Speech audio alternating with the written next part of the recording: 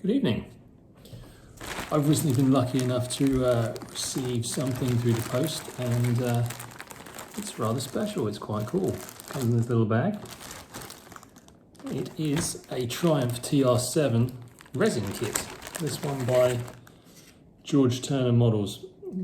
He's got a lovely range of stuff on his website. I recommend you look him up. But yeah, this is my first resin kit build. So I'm looking forward to getting this out and having a go with it. I've got a few other things on my workbench at the moment, so this has been sitting, waiting in the wings for a while. I mean, I've got an FX Triumph TR4 that I've been building that needs finishing. I've got a Aston Martin DB4 GT that I'm also in the process of making, a Porsche 994 GTS. They're all waiting in the wings, but then this turned up, so I think this is going to jump the queue, and I'm going to see how I get on with this one. So, like I say, it's my first resin kit, but I'm quite impressed with the detail you can see on the body lines on this, all in the door handles and things. It's actually quite decent. Material feels reasonably thick in places, but I guess that's just how the resin kits work. Weight-wise, got some scales here. Body itself, without the accessories and bits on it's coming in 22 grams, so it's not the lightest car in the world, but it's certainly by no means the heaviest. So yeah, looking forward to getting this together. But let's have a little look at the kit for now. Like I say, here's the main body. You can see at the moment the windows are blanked out as part of the resin kit, but they just there you go, trim these excess bits of flash and everything off, file it all down, get it all smooth before it's painted, so that'll be the first job.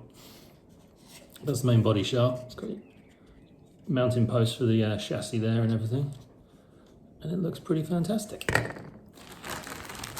Also in the bag we have screws and fittings and bits for putting it all together, and this lovely decal set. These ones are actually from Pateau's Place, so hear good things about the decals that guy produces, so certainly look good quality. Also, we've got a few other accessories, got our bumpers and bits. Here's the main chassis. Again, it all needs trimming, getting all the flash off and a bit of jiggery pokery, but yeah, it looks all right. And one thing I was surprised about, it actually has a separate motor pod. I thought it would all be integrated, but yeah.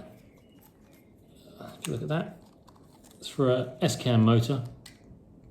Inline configuration, and it'll mount in there, and in theory should be able to get a little bit of motor pod float in there, so performance wise hopefully not too bad. I haven't decided what motor I'm going to put in this. Normally I'll try and put a reasonably low RPM in like older style cars like this, something along 16k, something like that, but I don't know, I might put something a bit more feisty in this one, see if I can get it performing a bit better. But anyway, there's the chassis. This bit here, I assume, comes off and screws onto the front, keeping the front axle in place. So it's got a little recess for that. So I'm guessing that's part of that. We shall see. It's the thing with these resin kits, you have to kind of work it out as you go along. It's not like an FX kit where you follow instructions, but it seems reasonably simple. There's not a lot to it. Got some alternative bumpers here, because I think with this kit, you can make it in two specifications. You can either make a road going spec, or you can stick all these spotlights and bits on the other bumper and have it the rally spec with all the decals and everything, which is the way I'm going to be going, definitely.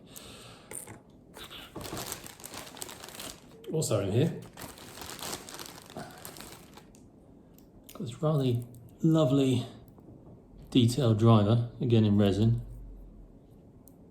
So he can go in the cockpit, but also it comes with these lightweight blow molded plastic cockpits as well. So if you wanted to make it a true track racer, you got options. You can either go for the nice 3D detailed one or these lightweight jobbies. And in both instances, you can either have just a single driver or driver and cockpit. So you can have it for a bit more of a rally spec or track. So yeah, nice little touch there, quite like that. Got the perspex for the windows. Again, blow molded plastic, nice and lightweight, so that should be pretty good. Got a few bits that have broken off the the sprues in transit, but yes, a few more drivers' heads, things like that. And lots of things like wing mirrors. Yeah, various different wing mirrors. A few spares there by those things, which is pretty good. And yeah, that's it. Oh, the other cool thing, being a TR7, got the nice 70s, 80s pop-up lights. Very cool. But on here, we've got these little popped-up lights. So if you wanted to, you can stick them on as popped up or leave it flush like that. So again, as I'm going down the rally route, I think I probably have the lights up. So yeah, only thing left to do is start building this. But yeah, first impressions, very nice looking car, very nice looking kit.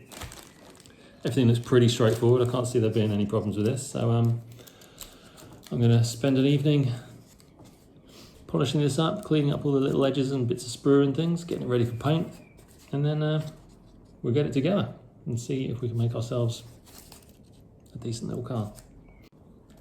So all that's left for me to do is to get my files, get my glue, get my tweezers, and probably get another one of these. And I'm going to have an evening of building George Turner's Triumph TR7. So, let's see how that turns out next time. Catch you later.